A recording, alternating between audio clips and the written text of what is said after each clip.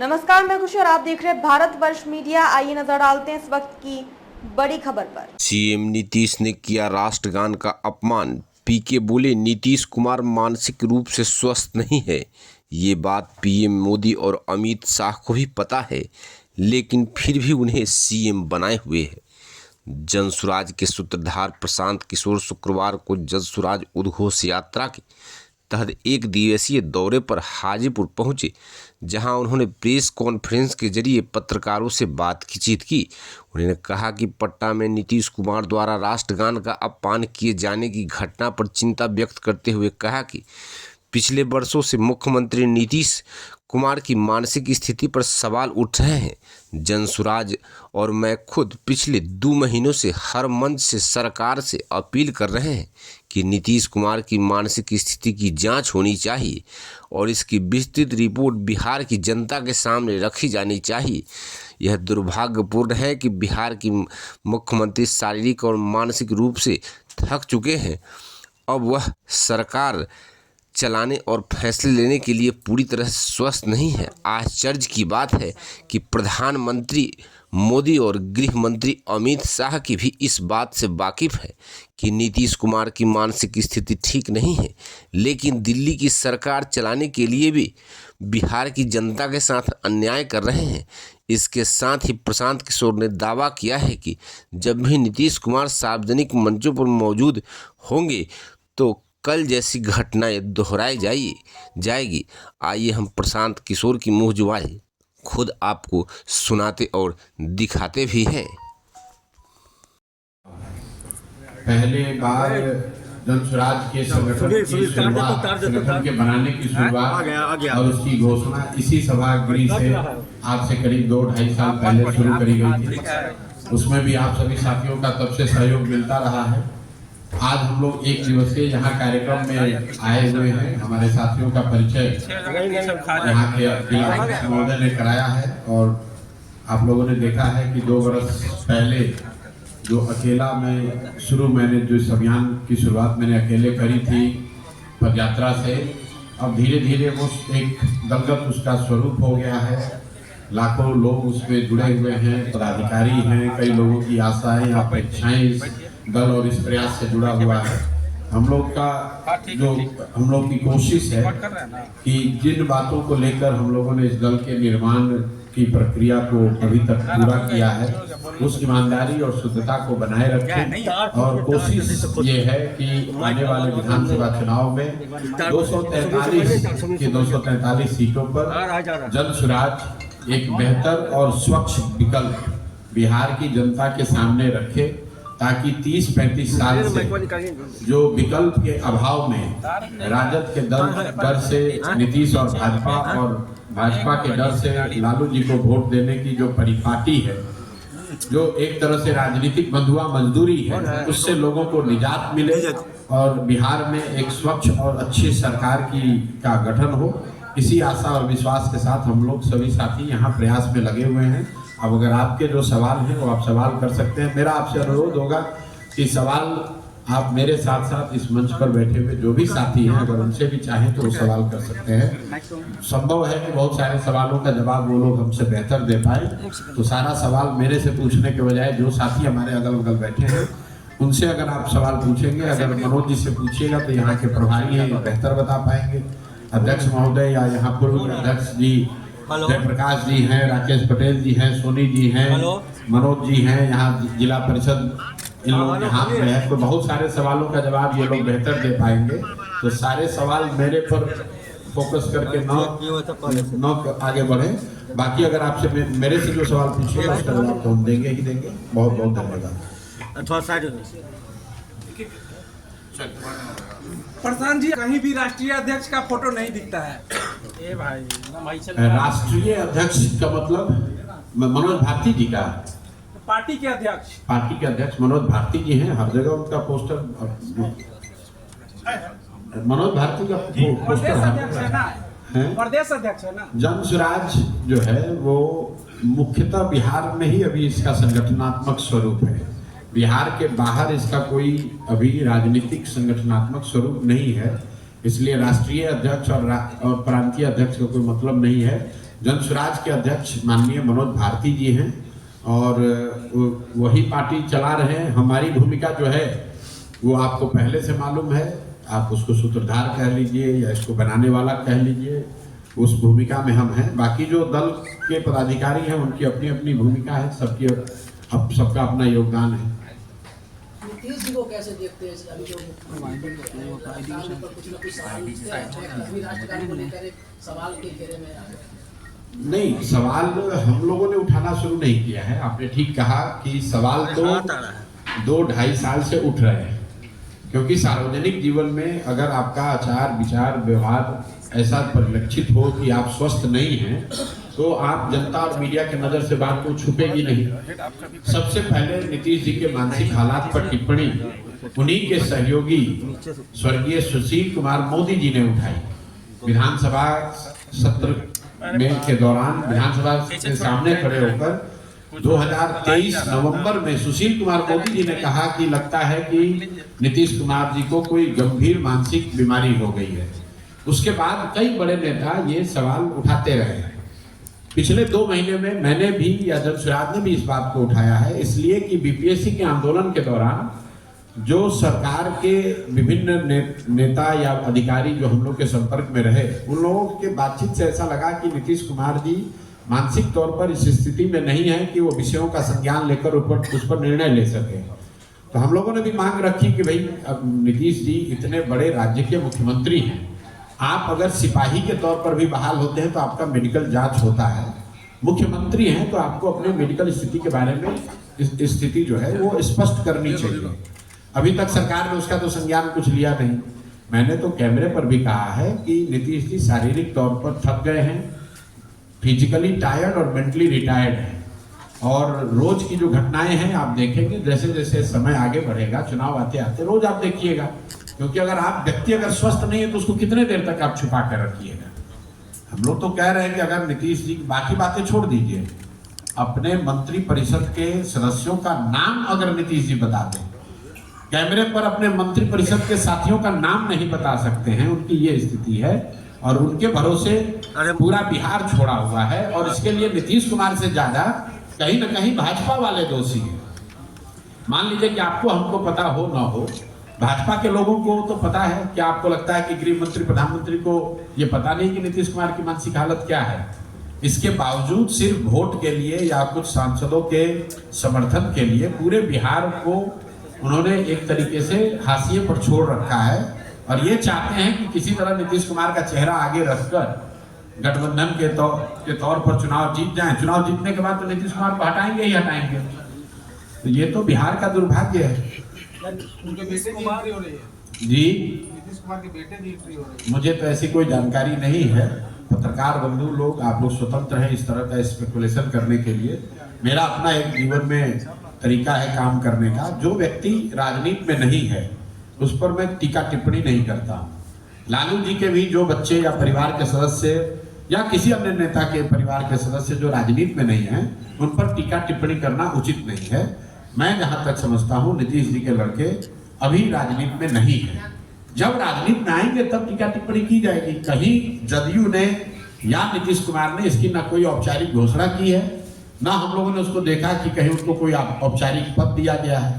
ये तो पत्रकार बंधु लोग खुद से ही चलाते रहते हैं और आप स्वतंत्र हैं चलाने के लिए, लेकिन हम लोग उस पर कोई टिप्पणी नहीं करना चाहते। ये माहौल जो बनाया जा रहा है निशांत को लेकर, इसको कैसे देख रहे हैं? हमको कुछ नहीं देखना उसमें, जो राजनीति में है ही नहीं उस पर क्या माहौल क्या बनाए? कोई नहीं माहौल आपके दिमाग में है। आपने भी बिहार का भ्रमण किया है, अभी कन्हैया कुमार जो है बिहार का भ्रमण कर रहे हैं, पद यात्रा कर रहे हैं, उस पर क्या कुछ कहिए? अच्छी बात है, लोकतंत्र है, सबको भ्रमण करने का, जनता से मिलने का अधिकार है। कांग्रेस 100 साल से ज्यादा पुरानी पार्टी है, तो कांग्रेस के कोई नेता अगर बिहार में घूम रहे हैं या जनसंपर्क कर रहे हैं तो ये तो होना ही चाहिए, ये तो बल्कि ज्यादा होना चाहिए।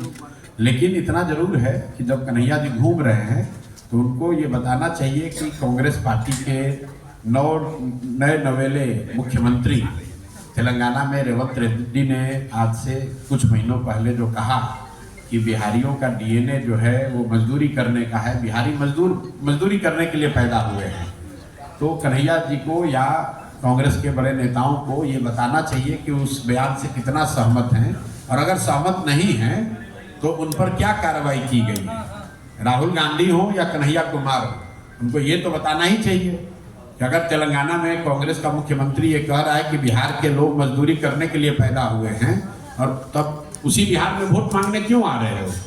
हम लोग तो मजदूरी करने के लिए पैदा हुए हैं, तो हम लोग से वोट मांगने क्यों आ रहे हो? भाई वोट भी यहाँ से लोगे और हम ही लोग को कह रहे हो कि हम लोग के डीएनए में मजदूरी करना है। इस बात का भी जवाब देना चाहिए। बाकी जनसंपर्क वो कर रहे हैं, उसमें कोई दिक्कत नहीं है। अभी आपने बिहार में शराबबंदी भी चल रही है, उसे आप किस नजरिए से देखते हैं? वो धरातल पर दिखता है? मेरे भाई, इस पर बयान पिछले 2 साल से अगर किसी एक नेता और दल ने दिया है तो उसका नाम है प्रशांत किशोर जनसुराज। बिहार में शराबबंदी लागू, आप इतने पत्रकार हैं, आप बताइए कहाँ शराबबंदी लागू है? आप लोग रोज पूछ रहे हैं कि शराबबंदी हटाने पर क्या निर्णय होगा। भाई शराबबंदी लागू हो तब तो हटाने की बात है, शराबबंदी नहीं लागू है। शराबबंदी के नाम पर शराब की दुकान बंद है, होम डिलीवरी हो रही है। तो जनसुराज का मत है कि अगर जनसुराज की सरकार बनती है तो 1 घंटे के अंदर इस ढकोसला वाले शराबबंदी को हम लोग बंद कर देंगे, हटा देंगे, क्योंकि इससे कोई फायदा नहीं है। घर घर होम डिलीवरी हो रहा है। बिहार जैसे गरीब राज्य का 15 से 20 हजार करोड़ का हर साल नुकसान हो रहा है, और ये पैसा यहाँ के भ्रष्ट पदाधिकारी, यहाँ के नेता और शराब माफिया के जेब में जा रहा है।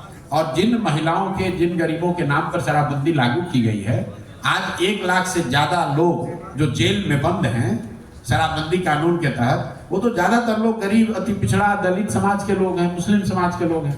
उनकी सुध तो कोई नहीं ले रहा है। जबरदस्ती की बात आप लोग कहे जा रहे हैं शराबबंदी लागू, कहाँ शराबबंदी लागू? तो आपकी सरकार आएगी तो क्या शराब चालू हो जाएगी? बिल्कुल चालू हो जाएगा, डंके की चोट पर 1 घंटे में चालू हो जाएगा। अभी आपने कहा कि बिहार में जिस तरीके से नीतीश कुमार की मानसिक स्थिति है, बीजेपी अगर जीतती है तो उनको हटाएगी, तो आप भी मानते हैं क्या कि बीजेपी अगला चुनाव जीत जाएगी? मैंने कहा कि अगर एनडीए की सरकार, अभी नहीं कहा, रोज कह रहे हैं कि नवंबर में बिहार में नया मुख्यमंत्री बनेगा।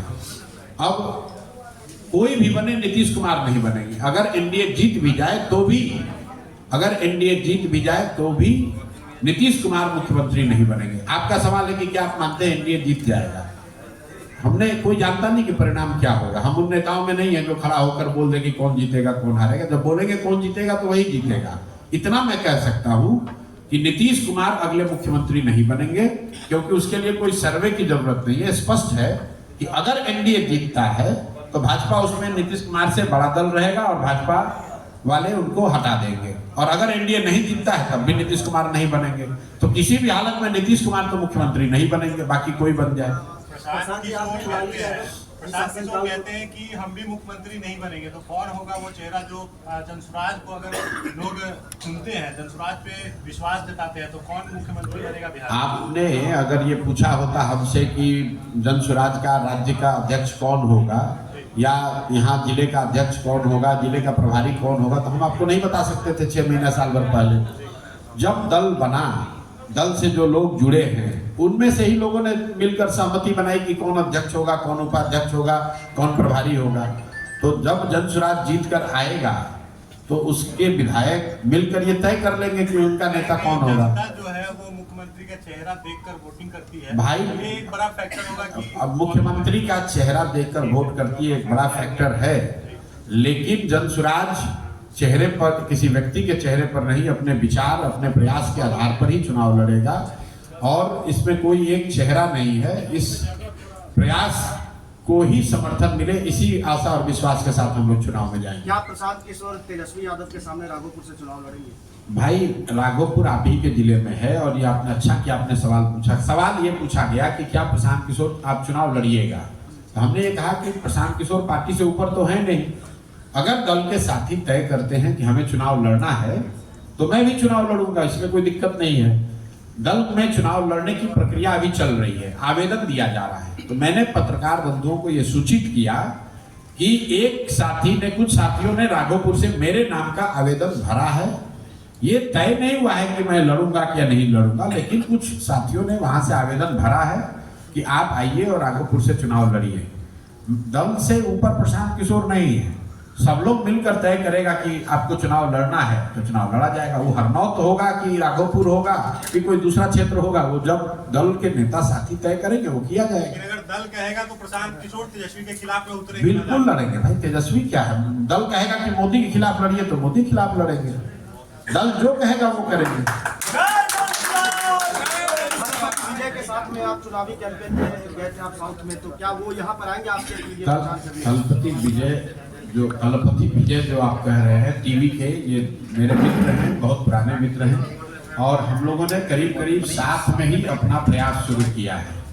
मैंने बिहार में जनसुराज के नाम से और उन्होंने तमिलनाडु में टीवीके के नाम से एक ऑल्टरनेट पॉलिटिक्स का जो तरीका है वो अपने यहाँ तमिलनाडु में शुरू कर रहे हैं और मैं यहाँ बिहार में शुरू कर रहा हूँ। दोनों एक दूसरे के साथ खड़े हैं। मैं अपनी ताकत से यहाँ लड़ रहा हूँ, वो अपनी ताकत से वहाँ लड़ रहे हैं, लेकिन मेरी जो बुद्धि समझ ताकत है वो उनके साथ है, और उनकी जो भी जिस तरह से भी विजय हमारी मदद कर सकते हैं वो भी मदद हमारी यहाँ करेंगे, ये आप मान कर चलेंगे। प्रसाद जी, आपने लालू यादव के शासनकाल को देखा, नीतीश जी के साथ में भी काम किया, जो अभी जो वर्तमान हालात है बिहार के लोन रोड के लेकर, जो भागलपुर में कल घटना घटी, जो हाल के दिनों में घटना हुई, उसको कैसे देखते हैं? देखिए, लालू जी के राज में जो लॉ एंड ऑर्डर की स्थिति थी, लॉ एंड ऑर्डर की स्थिति उतनी खराब तो नहीं है, लेकिन अभी जो लॉ एंड ऑर्डर की स्थिति है वो दिखाती है कि इस सरकार का इकबाल खत्म हो गया है। इस सरकार का इकबाल खत्म हो गया है। कुछ चंद अधिकारी ही इस पूरे सरकार को चला रहे हैं, कोई उसमें जवाबदेह नहीं है। और फिर यही बात मैं दोहराऊंगा, बहुत लोगों को समझ में नहीं आ रही है बात। लॉ एंड ऑर्डर क्यों खराब है, इसकी दो वजह है। एक तो जो यहाँ के मुख्यमंत्री हैं, होम मिनिस्टर हैं, गृह विभाग के मुखिया हैं नीतीश कुमार, वो कहीं न कहीं शारीरिक और मानसिक तौर पे अब अलर्ट नहीं है, उतना सक्षम नहीं है। दूसरी बात इसलिए अधिकारियों का है, अधिकारी जैसे चला रहे हैं वैसे चल रहा है। दूसरी बात, अगर आप इसको ध्यान से समझना चाहेंगे तो देखिए 2017 के बाद से बिहार में लॉ एंड ऑर्डर की स्थिति बिगड़नी शुरू हुई है। 17 से क्या हुआ, 17 से शराबबंदी लागू हुई। जब से शराबबंदी लागू हुई है, आपको हमको ये ध्यान देना होगा कि पुलिस प्रशासन का एक बड़ा तंत्र शराबबंदी को लागू कराने, उसको छिपाने, कमाने, चलाने के में लगा हुआ है, और रूटीन लॉ एंड ऑर्डर का जो काम है वो काम बिल्कुल बंद पड़ा हुआ है। और ये बात सिर्फ मैं नहीं कह रहा हूँ, इस देश के चीफ जस्टिस, पूर्व चीफ जस्टिस ने कहा कि जब आप कानून इस तरह के बनाते हैं और उतने आपने थाने नहीं बढ़ाए, कोर्ट में जजेस की संख्या नहीं बढ़ाई, तो पूरा सिस्टम चोक हो जाता है। अब एक थाना, मान लीजिए महुआ में थाना है, उसमें 10 पदाधिकारी हैं, छोटे बड़े मिलाकर। उनका जिम्मा था पहले लॉ एंड ऑर्डर देखना, अब उनको बालू माफिया से भी निपटना है, शराब माफिया से भी निपटना है, तो उनका ज्यादा समय तो शराब और बालू माफिया से निपटने में जा रहा है। तो रूटीन लॉ एंड ऑर्डर तो सफर होगा ही होगा। 2017 के बाद से नीतीश जी चाहे भाजपा के साथ रहे हो या राजद के साथ रहे हो, कानून व्यवस्था लगातार खराब हो रही है, और उसका एक बड़ा कारण है जो यहाँ के लोगों को समझ में आ भी रहा है और नहीं भी आ रहा है कई मायनों में, कि जब तक आप शराबबंदी लागू रखेंगे लॉ एंड ऑर्डर धीरे धीरे बिगड़ता ही जाएगा। जब गांव-गांव में बच्चे 2-2, 3-3 बोतल के शराब का स्मगलिंग, तस्करी का काम करेंगे, स्मैक का धंधा करेंगे, मोटरसाइकिल और कट्टा लेकर घूमेंगे, तो लॉ एंड ऑर्डर तो बिगड़ेगा ही बिगड़ेगा भाई। और ये मैं आपको और बता देता हूँ, शराबबंदी अगर हटा दी जाए तो भी महीनों तक लॉ एंड ऑर्डर और बिगड़ेगा, क्योंकि जो हजारों लोग इस तरह के गलत काम में जुड़ गए, इसका समाज पर जो दूरगामी असर है उस पर कोई चर्चा ही नहीं कर रहा कि भाई, अरे लालू यादव की बात छोड़ो, आप लोग पत्रकार हैं, कोई इस बात की चर्चा नहीं कर रहा है कि शराबबंदी का दूरगामी असर लोगों पर क्या पड़ रहा है। जो बच्चे बिहार में कहीं सूखा नशा की बात नहीं होती थी पहले, ये सूखा नशा गांव-गांव में फैल रहा है, पंजाब और हरियाणा की तरह यहाँ पर। चरस स्मैक जैसे भाई यही बात तो मैं कह रहा हूँ। तो जो आदमी एक बार चरस पीने लगा, अब लालू जी की सरकार रहे कि प्रशांत किशोर की सरकार रहे, उसका जीवन तो बर्बाद हो गया, वो परिवार तो नष्ट हो गया। इसकी चर्चा ही नहीं कर रहा है कोई, ना समाज में किसी को समझ है, ना उसकी सेंसिटिविटी है। खाली बात किया जा रहा है शराबबंदी वोट, शराबबंदी वोट। अरे वोट के आगे भी दुनिया है भाई। राजनीति जो है वो सिर्फ वोट लेने देने का प्रयोजन नहीं है। आजादी से पहले जितने लोग इस देश में राजनीति किए, जिन्होंने इस देश की नींव रखी, जो इस देश के फाउंडिंग फादर हैं, वो तो चुनाव नहीं लड़े, तो क्या वो उनको राजनीति की समझ नहीं थी? राजनीति का मतलब सिर्फ एमएलए बनना नहीं है। राजनीति का मतलब सबसे पहले ये है कि समाज में अगर कुछ गलत हो रहा है, किसी के साथ जाति हो रही है, तो उस बात को उठाना, उसके साथ खड़ा होना भी राजनीति है। हम राजनीति में इसलिए नहीं आए कि हमको एमएलए बनना है। वो एमएलए एमपी बनना, जितनी सुख सुविधा मान सम्मान मिल सकता है वो सब भगवान की कृपा से उससे ज्यादा मिला हुआ है। लेकिन शराबबंदी की वजह से बिहार का एक बड़ा समाज टूट रहा है, बर्बाद हो रहा है, उसको लोग ध्यान नहीं दे रहे हैं। इसीलिए मैं इतने जोर से कहता हूँ, वोट मिले ना मिले, निश्चित तौर पर शराबबंदी हटनी चाहिए, नहीं तो क्राइम भी बढ़ेगा और सूखा नशा भी बढ़ेगा और कई तरह के इसके दुष्परिणाम आने वाली पीढ़ियों को झेलना पड़ेगा। देख लेना चाहिए, जाके पंजाब जाके देखिए कैसे गांव में क्या दशा है सूखा नशा से। पंजाब का उड़ता पंजाब सुना है ना आपने? उड़ता पंजाब आपने पिक्चर देखी होगी। उड़ता हुआ बिहार दिखने लगेगा कुछ समय में। एक बात जिसको नशे की लत, अरे और ये आप लोग नहीं पूछ रहे कि बिहार में आपने कहा शराब बिकने लगेगी। घर घर कौन शराब बिकवाया? सबसे पहले नीतीश कुमार ही तो 10 साल बिकवाए। आप लोग से कोई आप में से ये सवाल नहीं पूछता है भाजपाइयों से कि, और या अपने आप से आपको पूछना चाहिए कि अगर शराबबंदी इतना ही अच्छा है तो भाजपा वाले पूरा देश में क्यों कर दे रहे हैं? इतना बढ़िया मिठाई बिहार के लोगों को ही काहे बांटा जा रहा है? बिहार के लोगों के लिए बढ़िया मिठाई क्यों मोदी जी दे रहे हैं? यूपी में भी लागू कर दो भाई शराबबंदी से, अगर इतना ही अच्छा है तो पूरे देश के लोगों के लिए शराबबंदी लागू कर दीजिए, सबका भला हो जाएगा। बिहार के लोगों का ही भला काहे होना चाहिए? अगर कोई इतनी अच्छी बात हो गई जिससे लोग बता रहे हैं कि डोमेस्टिक वायलेंस कम हो गया, महिलाओं का एम्पावरमेंट हो गया, तो क्या भाजपा वाले पूरे देश में महिलाओं का सशक्तिकरण नहीं चाहते हैं? बिहार में अगर उनको लगता है कि महिलाओं का सशक्तिकरण हो रहा है इससे, तो पूरे देश में महिलाओं का सशक्तिकरण कर दीजिए। बिहार में शराबबंदी लागू करके यूपी में रुपया कमा रहे हैं, टैक्स बटोर रहे हैं और बिहार में बेवकूफ बना रहे हैं लोगों को। राष्ट्रीय जनता दल हमेशा आप पे आरोप लगाती है कि आप लीडर नहीं है बल्कि डीलर है, आप सौदागर कह करके आपको संबोधित किया जाता है। अच्छी बात है। मान लीजिए कि आरजेडी वाले कह रहे हैं कि ये बिजनेसमैन है।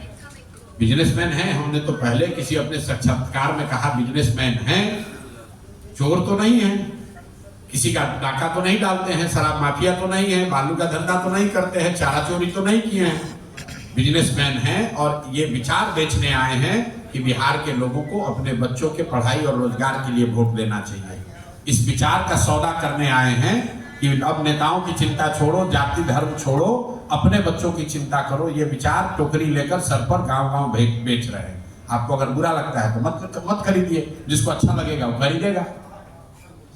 आरजेडी के प्रवक्ताओं की समझ उसको कैसे समझ सकते हैं? अपने विचार से बिहार की जो जातीय गुटबंदी है चुनाव में देखने को मिलता है, उसको कैसे पाटा जाता है? अरे भाई पटा ऑलरेडी पटा हुआ है। यहाँ पर आप लोग हैं, यहाँ पर कौन जीता है चुनाव इस बार?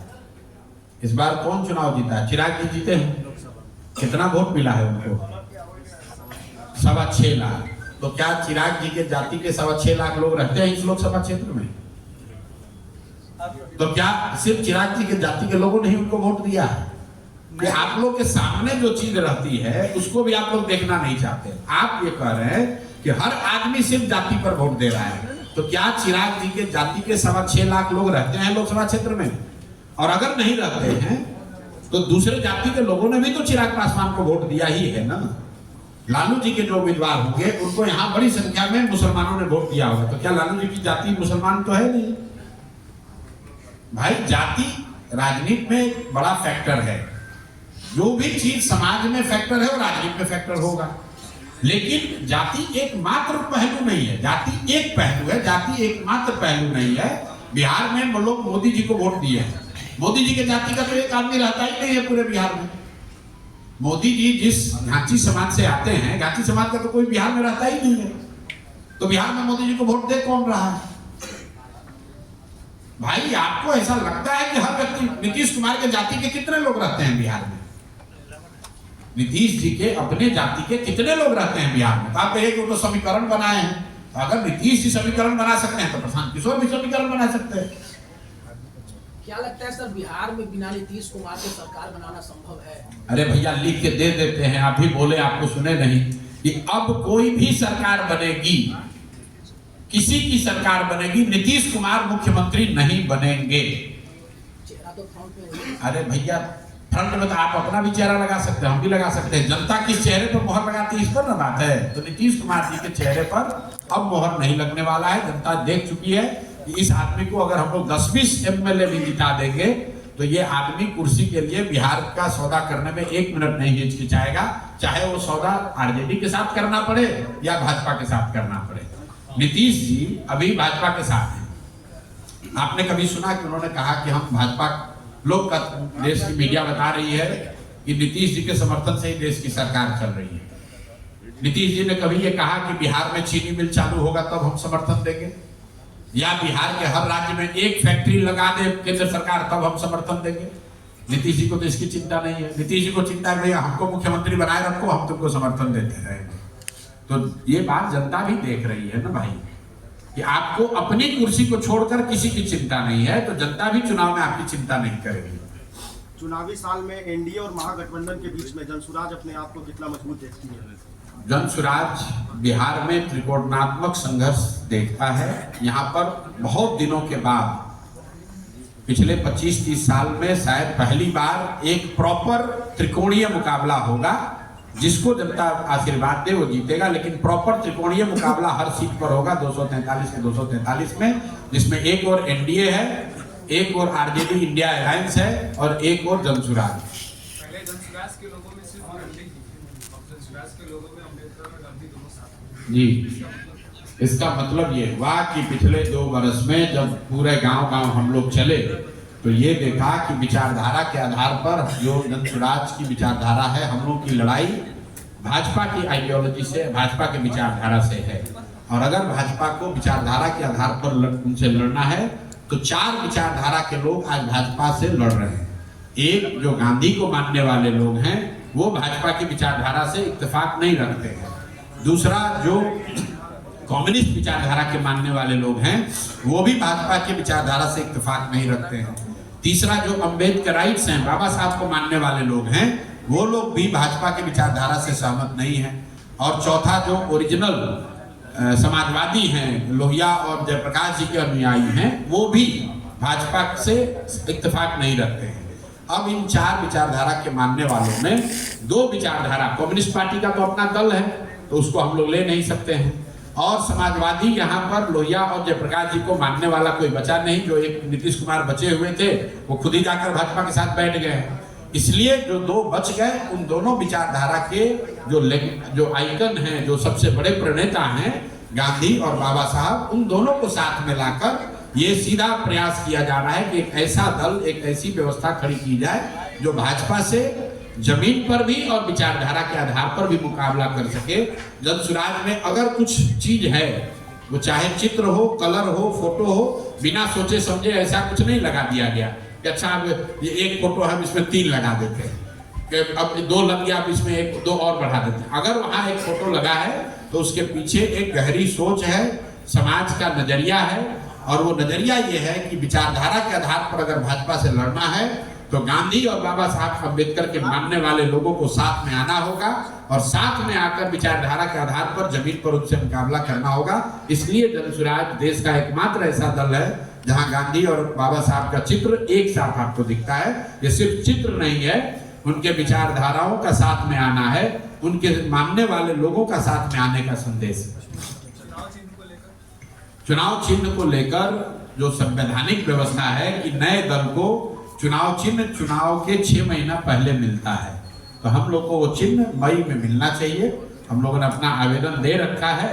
जैसे ही वो 6 महीने की समय अवधि शुरू होगी, हम लोग का विश्वास है कि चुनाव आयोग हम लोग को चुनाव चिन्ह देगा। जो चुनाव चिन्ह देगा अब वो परमानेंट रहेगा। जो उपचुनाव के दौरान जो चिन्ह मिला था वो टेम्परेरी व्यवस्था थी। परमानेंट चिन्ह हम लोग को अप्रैल या मई में मिलना चाहिए। अगर चुनाव के बाद ऐसी संभावना हुई कि गठबंधन की सरकार बनेगी तो आप किसके साथ गठबंधन करना चाहेंगे? भाई, इस बात का जवाब मैं कई बार दे चुका हूँ। 2025 में जनसुराज 243 सीट पर चुनाव लड़ेगा, और 2029 में भी हम लोग 243 पर ही लड़ेंगे। न चुनाव से पहले समझौता, न चुनाव के बाद में समझौता। आपको घबराहट हो सकती है, प्रशांत किशोर को कोई घबराहट नहीं है। हमने यहाँ कहा है कि जब तक इसको नहीं सुधारेंगे, चाहे 10 साल लगे, 15 साल लगे, हमने अपना जीवन इसके लिए समर्पित किया है। मुझे कोई घबराहट नहीं है और मुझे इसको ऐसे ही करना है। जिसको अच्छा लगेगा वो साथ में रहेगा, जिसको अच्छा ना लगे वो जा सकता है। मेरा अपना प्रयास, जब तक मैं इसको चला रहा हूँ, जब तक हमारे शरीर में बल है, मैं बिहार को सुधारने के लिए जो प्रयास शुरू किया है, इसमें कोई समझौता ना आगे पहले अभी तक हुआ है ना आगे होगा। जब अगर हम समझौता कर लेंगे, दलों से गठबंधन कर लेंगे, तो सुधार की बात ही क्या रह जाएगी। फिर नीतीश कुमार में और जनसुराज में फर्क क्या है? फिर राजद और हम में फर्क क्या है? और भाजपा और हम में क्या फर्क है? अगर हम समझौता ही कर लेंगे तो हमारी दशा भी वही होगी जो दूसरों की होगी। आप ये कह रहे हैं कि हम किसी से गठबंधन नहीं करेंगे, और कोई दूसरा दल अगर आपसे गठबंधन करना चाहेगा तो आप क्या करेंगे? हम कह रहे हैं कि हम आपको गले नहीं लगाएंगे तो आप हमको जबरदस्ती गले लगा लीजिएगा। गजब हाल है यार। दूसरा करना चाहेगा उससे क्या मतलब है? पहले जनसुराज का गठबंधन बिहार के लोगों से हो गया, बिहार के उन लोगों से हो गया जो आकर मुझे कहता है कि भैया आप पर बहुत विश्वास है, आपसे बड़ी आशा है। जब मैं पैदल चलता हूँ तो कोई सामान्य परिवार का लड़का आके कहता है भैया आप पर बहुत भरोसा है, छोड़िएगा मत। मैं उस भरोसे को नहीं तोड़ सकता हूँ, बाकी कुछ भी छोड़ सकता हूँ। तो इसलिए कोई चिंता मत कीजिए, ना गठबंधन पहले होगा ना बाद में होगा। अगर जनता भरोसा नहीं जताती है तो हम लोग संघर्ष के लिए तैयार है, चाहे 5 साल लगे, 10 साल लगे। बिहार को एकदम सही रास्ते पर लाने का जो संकल्प है उससे पीछे हटेंगे नहीं। बिहार के लोगों का देश के हर राज्य में शोषण किया जाता है, बिहार में कोई रोजगार नहीं है। जनसुराज आएगी, बिहार के युवाओं के लिए क्या रोजगार है, क्या होगा? 1000 बार इस सवाल का जवाब दिया जा चुका है कि बिहार में बच्चों को रोजगार सरकारी नौकरी से नहीं मिल सकता है, क्योंकि बिहार में 78 साल में सिर्फ 23.25 लाख लोगों को ही सरकारी नौकरी मिली है। मतलब 1.97% लोगों को ही सरकारी नौकरी आज तक मिल पाया है। बिहार में सिर्फ कृषि को सुधार कर भी नौकरी रोजगार नहीं दिया जा सकता है, क्योंकि बिहार की आर्थिक व्यवस्था का सिर्फ 20% हिस्सा ही कृषि आधारित है। अगर बिहार में सुधार करना है तो उसके लिए जरूरी है, पलायन रोकने के लिए, रोजगार के लिए 2 चीजों की जरूरत है। पहला कि घर घर लोगों को रोजी रोजगार करने के लिए पूंजी मुहैया कराया जाए, ताकि लोग अपने स्तर पर कुछ न कुछ रोजी रोजगार कर सकें। आप YouTube चला रहे हैं, कुछ आपके पास साधन है तो आप YouTube चला रहे हैं, आपको नौकरी मिले ना मिले, आप स्वरोजगार आपको मिला हुआ है। तो जनसुराज ने यहाँ पर पलायन रोकने और रोजगार के लिए 2 बातें बताई हैं। एक कि बिहार से जो पूंजी का पलायन हो रहा है, हर साल बैंकों के माध्यम से जो 2.5 लाख करोड़ रुपया बाहर जा रहा है, उसको रोककर हम लोग बिहार के लोगों के हाथ में पूंजी देना चाहते हैं। दूसरा, हम लोगों ने कहा कि मनरेगा से कृषि को जोड़कर जितने कृषि से आधारित मजदूर हैं जो पंजाब और हरियाणा जा रहे हैं, अगर बिहार के किसानों को मजदूर फ्री कर दिया जाए तो मनरेगा के किसानों को यहीं के खेतों में काम मिलने लगेगा। वो दूसरा पहलू है। और तीसरा, रोजगार का एक बड़ा जरिया जो हम लोग कह रहे हैं, इंटरेस्ट सबवेंशन स्कीम, कि लोगों को सिर्फ यहाँ 4% ब्याज पर लोन मिलने लगे सरकारी गारंटी पर। इसका फायदा क्या है कि सिर्फ 6,000 करोड़ रुपए के खर्च पर, 6,000 रुपए के करोड़ के खर्च पर 1 लाख करोड़ रुपए का पूंजी लोगों को मुहैया होगा। मान लीजिए कि आपका यहाँ के समाज में लोग 1 लाख करोड़ रुपए का कर्ज लें तो उस पर इंटरेस्ट बनेगा, ब्याज बनेगा सरकार अभी के दर से 10,000 करोड़ रुपया। तो जनसुराज ये कह रहा है कि 6,000 करोड़ रुपया सरकार देगी और 4,000 करोड़ रुपया आप दीजिए, मतलब आपको 4% पर ब्याज मिले, और वो सिर्फ महिलाओं के लिए, ताकि हर महिला घर में बैठकर कोई ना कोई रोजी रोजगार कर सके। बिहार से अगर बिहार में रोजगार लाना है, तरक्की लानी है, तो यही उपाय है, दूसरा कोई उपाय नहीं है। कोई अगर आके कह रहा है कि हम नौकरी दे देंगे, आपको बेवकूफ बना रहा है। नौकरी की एक सीमा है, पूरे देश में सिर्फ 3% लोग नौकरी करते हैं। अगर बिहार में 3% लोगों को नौकरी मिल भी जाए तो भी 97% आदमी को नौकरी नहीं मिलेगा। अगर कृषि को सुधार भी दिया जाए तो भी 20% लोग को ही उसमें नौकरी रोजगार मिल सकता है। तो जब तक यहाँ पर कंजम्पशन नहीं बढ़ेगा, लोगों के हाथ में पूंजी नहीं आएगी, तब तक बिहार से गरीबी दूर नहीं होगा। तो जनसुराज की सोच है पूंजी का पलायन रोककर बुद्धि का पलायन रोका जाए, और जिस दिन आपने पूंजी और बुद्धि का पलायन रोका उस दिन श्रम का पलायन अपने आप रुक जाएगा। और 3 स्कीम जो हमने आपको बताई पलायन रोकने के लिए, रोजगार के लिए, वो है बच्चों को सरकारी गारंटी पर पूंजी उपलब्ध कराना, दूसरा मनरेगा को कृषि से जोड़ना, और तीसरा महिलाओं को 4% ब्याज पर लोन मुहैया कराना, ताकि घर घर में यहाँ रोजी रोजगार हो सके, लोग सरकारी नौकरियों की मारामारी में न पड़े। बहुत बहुत धन्यवाद। भारतवर्ष मीडिया ऐसे ही लेटेस्ट अपडेट्स के लिए हमारे चैनल को सब्सक्राइब करें और तुरंत नोटिफिकेशन पाने के लिए बेल आइकन प्रेस करना ना भूलें। यदि आप हमें फेसबुक के माध्यम से देख रहे हैं तो हमारे पेज को फॉलो जरूर करें। धन्यवाद।